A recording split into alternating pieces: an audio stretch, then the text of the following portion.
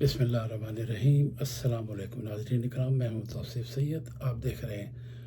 Urdu Globe T V Canada Pakistan. آپ سے request ہے کہ ہمارے چینل کو سبسکرائب کریں، لائک کریں اور کمنٹس بھی دیں۔ 21 اپریل کی رات اور پاکستان میں 22 اپریل کی صبح، منگل کے صبح کے 11 بج رہے ہیں۔ یہاں پہ رات کے 2 بج رہے ہیں ٹورانٹو میں۔ کچھ اہم خبریں آپ سے شیئر کریں گے اور آپ کو بتائیں گے کہ ایران جنگ کے حوالے سے کیا تازہ ترین اپڈیٹس ہیں۔ تو آپ کو بتاتے چلیں کہ ایران جنگ کے خاتمے کے لیے جو جاری سفارتی کوششیں ہیں، اس میں پاکستان نے ایک بڑا غیر متوقع اور بڑا اہم ایک میڈیٹر ثالث کے طور پر کردار نبھایا ہے۔ اور حالانکہ پاکستان نہ تو اسرائیل کو تسلیم کرتا ہے اور نہ ہی اس نے ابتدا میں ڈونلڈ ٹرمپ کے ساتھ کوئی بہت زیادہ خوشگوار تعلقات قائم کیے تھے، اور ڈونلڈ ٹرمپ کا جو مزاج ہے وہ بڑا حیران کن اور پریشان کن ہے، اور پوری دنیا ان کے خیالات سے، ان کے ٹویٹ سے، ان کی سوچ سے پریشان ہے۔ اور اب لوگ یہ سوچنے پر مجبور ہیں کہ امریکہ میں اتنی بڑی تعداد میں کن لوگوں نے ڈونلڈ ٹرمپ کو جو ووٹ دیے وہ بھی یقینی طور پر پچھتا رہے ہیں کہ پوری دنیا میں انہوں نے اتھل پتھل کر دیا، پریشانیوں سے لوگوں کو دوچار کر دیا۔ پہلے کینیڈا کو کہا کہ جی ہماری 51ویں ریاست بن جائے، پھر دوسرے ملکوں کے خلاف، پھر سویڈن کو کہا کہ جی آپ ہمیں جو جزیرہ ہے ناروے اور اس کے درمیان وہ ہمیں دے دیں۔ پھر اس کے بعد انہوں نے ٹیرف وار شروع کی۔ پوری دنیا میں لوگ ٹیرف کی وجہ سے پریشان ہوئے، انڈیا کے خلاف اقدامات کیے، چائنا کے خلاف اقدامات کیے، اور پھر اس کے بعد وینزویلا کے صدر کو ناحق الزام لگا کر گرفتار کیا گیا، پھر ان کو لایا گیا، پھر ابھی تک ان کو پابند سلاسل رکھا ہوا ہے، ان کے تیل پہ قبضہ کیا گیا۔ پھر اس کے بعد پچھلے سال جب مذاکرات جاری تھے ایران پہ، تو ایران پر حملہ کیا گیا، اور ابھی جو گزشتہ ماہ فروری کے آخر میں حملہ کیا گیا، اس میں ایران اور لبنان میں 6000 لوگ ہلاک ہوئے۔ اور اسرائیل کو انہوں نے کھل کر لوگوں کو ہلاک کرنے کا لائسنس ٹو کل دیا ہوا ہے ڈونلڈ ٹرمپ نے، اور نیتن یاہو جو ہیں وہ کسی کی نہیں سنتے، اور انہوں نے ٹرمپ کو شیشے میں اتارا، راضی کیا اور ایران پہ حملے کی راہ ہموار کی۔ اب بات یہ ہے کہ گزشتہ 1 سال کے دوران پاکستان نے ٹرمپ انتظامیہ کے ساتھ تعلق بہتر بنانے کے لیے بھرپور سفارتی کوششیں کی، جن میں معاشی معاہدے ہیں، اسداد دہشت گردی پہ تعاون ہے اور دیگر اقدامات ہیں۔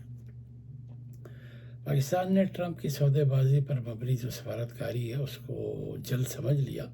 اور ایسی حکمت عملی اختیار کی جس سے وہ کسی حد تک پاکستان سے مطمئن ہوئے۔ شہباز شریف نے خوش آمدانہ پالیسی اور سفارتی پالیسی کے تحت ٹرمپ کو اپنا ہم نوا بنایا۔ فیلڈ مارشل جو ہیں انہوں نے کچھ خطے کے حوالے سے کچھ یقین دہانیاں کرائیں، جس کی وجہ سے وہ گزشتہ تقریباً 1 سال سے پاکستان کی تعریف کرتے ہیں، اور انڈیا کو چڑھانے کے لیے بار بار کہتے ہیں کہ پاکستان نے تمہارے 6، کبھی کہتے ہیں 8، کبھی کہتے ہیں 11 طیارے گرائے، کبھی کہتے ہیں مجھے امن کی کوششوں کی وجہ سے نوبل انعام ملنا چاہیے۔ نوبل پرائز کیسے دیا جائے؟ آپ نے غزہ میں جنگ روکنے کے لیے کیا اقدامات کیے؟ 80,000 لوگ وہاں بے گناہ ہلاک ہوئے۔ اور حالیہ عرصے میں امریکہ کے ساتھ پاکستان نے متعدد اہم اقدامات کیے ہیں، جن میں افغانستان سے متعلق امریکی انخلا کے دوران جو حملے میں ملوث ایک اہم گرفتاری تھی، جس پہ ڈونلڈ ٹرمپ نے پاکستان کو سراہا۔ پھر اہم معدنیات سے متعلق معاہدہ اور کرپٹو کرنسی سے جڑے کاروباری روابط شامل ہیں۔ اس کے علاوہ پاکستان نے بھارت کے ساتھ جنگ بندی میں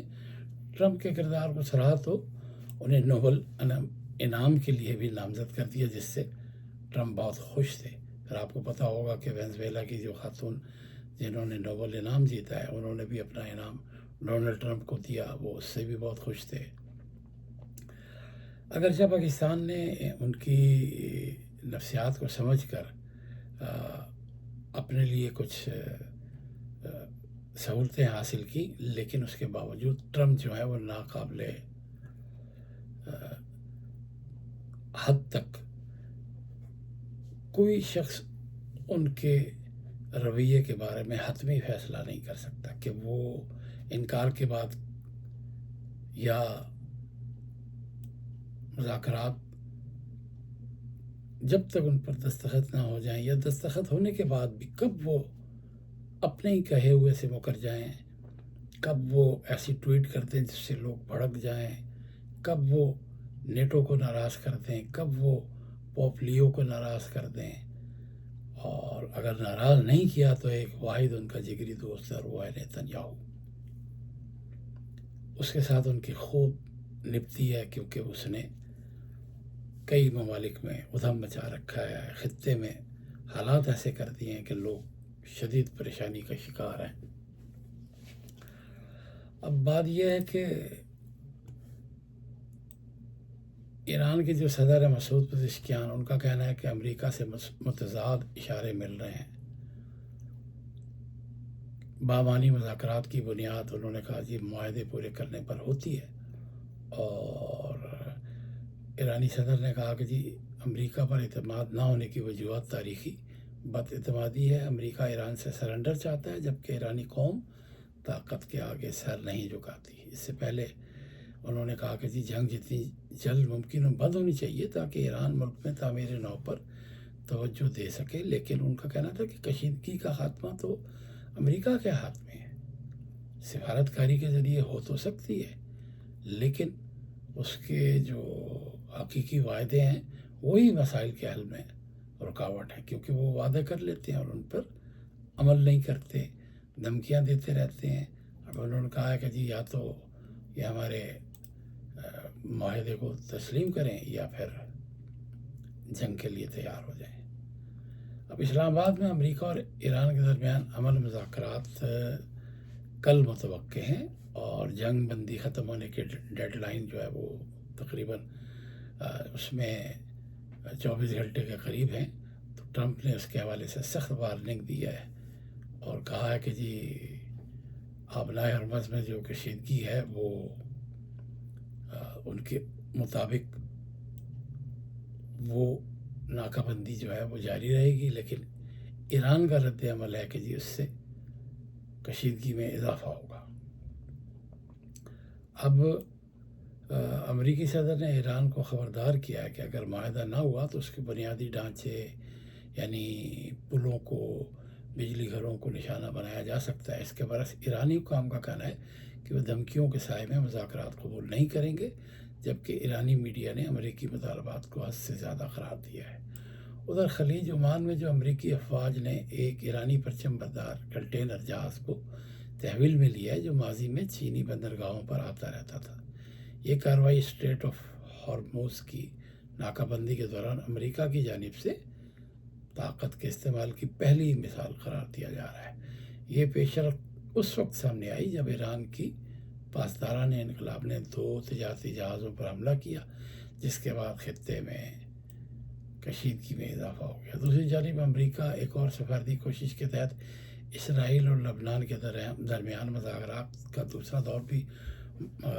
منعقد کرنے جا رہا ہے۔ یہ مذاکرات اس جنگ بندی کے بعد ہو رہے ہیں جو اسرائیل اور ایران کے درمیان اس کا جو ایران کا حمایت یافتہ ایک گروہ ہے حزب اللہ کے درمیان کئی ہفتوں تک جاری لڑائی کے بعد عمل میں آیا تھا۔ تجزیہ کاروں کے مطابق خطے کی صورتحال انتہائی حساس ہے اور آئندہ چند دنوں میں مذاکرات کے حوالے سے مشرق وسطیٰ کے مستقبل پر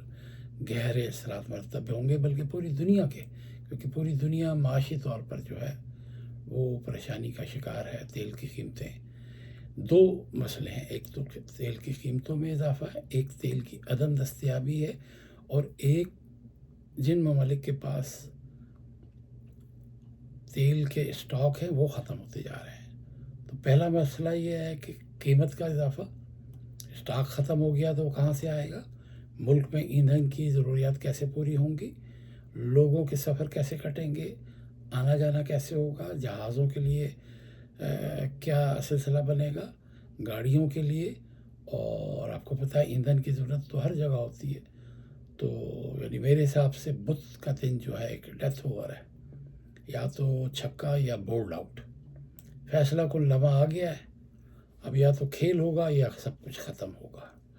اور آخری اوور ہے، آخری موقع ہے، اور بہت دباؤ ہے، آپ کسی کی بھی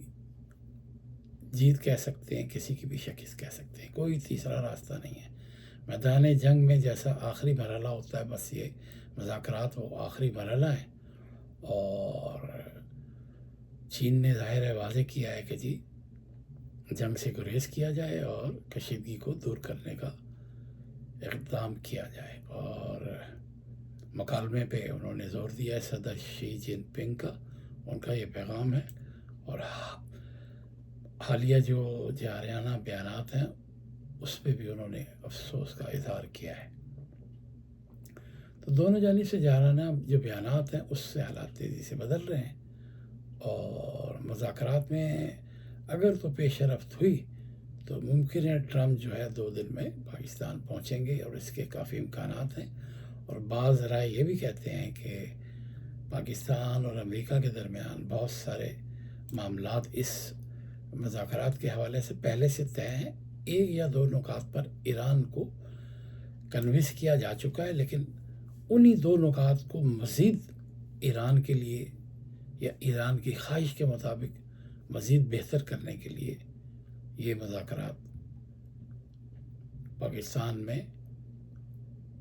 حتمی طور پر ہونے جا رہے ہیں، اور اس پہ دستخط ہوں گے۔ توقع ہے اس پہ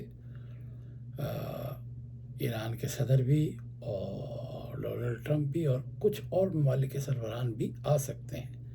ابھی حتمی بات کچھ نہیں کہی جا سکتی، کیونکہ صورتحال ہر لمحے تبدیل ہوتی ہے۔ ڈونلڈ ٹرمپ دن میں 8-10 ٹویٹ کرتے ہیں، اور پھر اس کے بعد حالات بدل جاتے ہیں، انہیں میرا خیال ہے یا تو یاد نہیں رہتا، یا وہ ان کا جو ٹویٹر اکاؤنٹ ہے، ایکس کا اکاؤنٹ ہے، وہ کوئی یہودی لابی اس کو چلا رہی ہے، اور ٹرمپ جو ہے اپنے ہی بیانات سے، اپنے ہی وعدوں سے لمحوں میں مکر جاتے ہیں۔ حالانکہ اتنی بڑی یعنی ان کے پاس ایک کہہ لیں کہ پوزیشن ہے، مگر وہ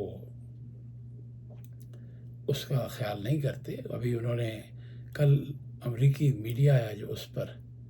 انہوں نے بہت ناراضگی کا اظہار کیا ڈونلڈ ٹرمپ نے۔ آپ کو پتہ ہے کہ جی وہ کہتے رہتے ہیں کہ جی ایران پر حملوں کی جو کوریج ہے وہ صحیح نہیں ہے، اور انہوں نے کہا ہے کہ جی ایران کی جوہری تنصیبات پر امریکی کارروائی آپریشن مڈ نائٹ ہیمر مکمل طور پر کامیاب تھی، اور انہوں نے لکھا کہ یہ آپریشن ایران کے جوہری مراکز کی مکمل تباہی کا باعث بنا، تاہم اس کے اثرات کو ختم کرنے کا عمل طویل